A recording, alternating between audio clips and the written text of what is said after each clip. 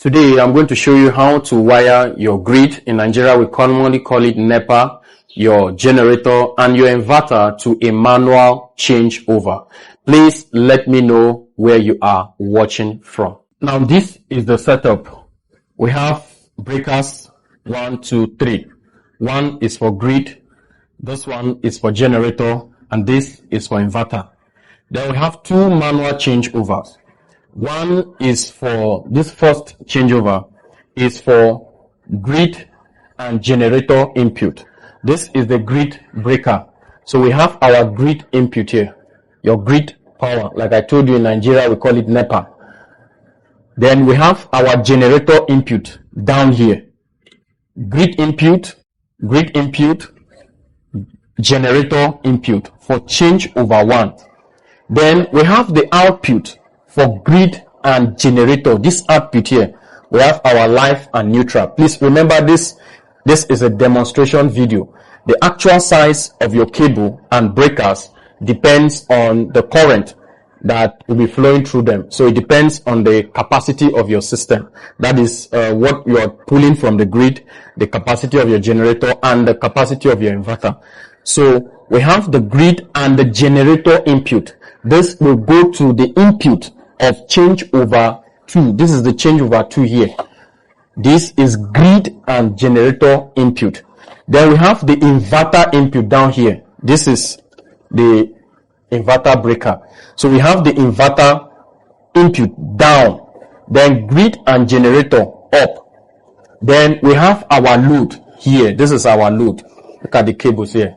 Neutral and live. Then here we have the neutral and the live for grid and generator. Please remember. Then here we have the neutral and the live for inverter input. So if I need power from the inverter, I want to power my loads using the inverter, I will bring down changeover 2. So any position this one is, it doesn't matter. Whether it is up or down, it doesn't matter. So long as this one is down for the inverter, my loads will be powered by the inverter. But if I don't need, I don't want to power my loads with inverter, I want to power my loads with generator. Remember, this is manual. I will bring down this changeover 1. I'll bring it down. This is changeover 1, changeover 2. So I'll bring down this changeover 1 for generator. Then this changeover 2, I will take it up. So my loads will be powered with the generator, not with the inverter. Then if I want to power my loads with grid power, I will take this changeover 1 up. So it is in the grid position. So it is now supplying power to this changeover 2, then to power my loads. So if I don't want to power my loads with either grid or generator, it's just for me to bring this one down.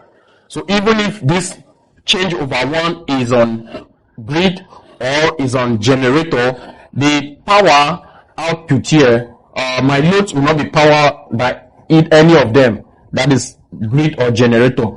It will only be powered by the inverter. Why? Because this changeover 2 is down. It is down. Then remember that if you have enough loads, you have high loads, you have motors, you have pumping machines, loads that draws more power, and they have such power, you will use bigger changeover. I have a bigger one here. This one is a bigger changeover. You can see it is bigger than this one. Because if this one is small and you're connecting heavy loads to it, most times it may burn because it cannot, sustain those loads, cannot drive those loads. So you use a bigger changeover. Then you should also know that we have automatic changeovers. If you don't want this manual that you'll be coming, because anytime you need power, you need to come here and switch to any of them. But if you don't want to come here, you can use an automatic changeover. So that one, if there's grid, it will switch automatically to grid.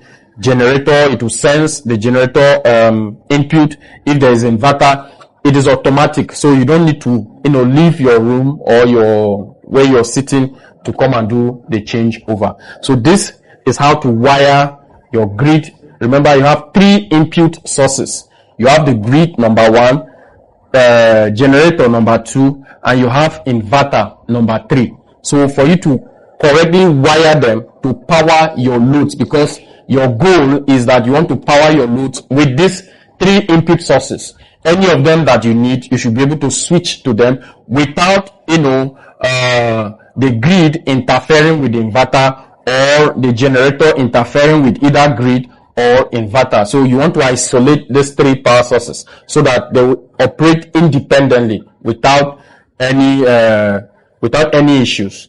So this is how to wire them correctly. Remember to use breakers, and the breakers should be correctly sized according to the current that will be passing through them. And your cables also should be correctly or properly sized so that you will not have the cables will not overheat, because when cables overheat, they can cause fire. They can melt and can cause a fire. So this is the setup. Thank you for watching. Please don't forget to let me know where you are watching from. Thank you, and see you in my next video. Do have a lovely day.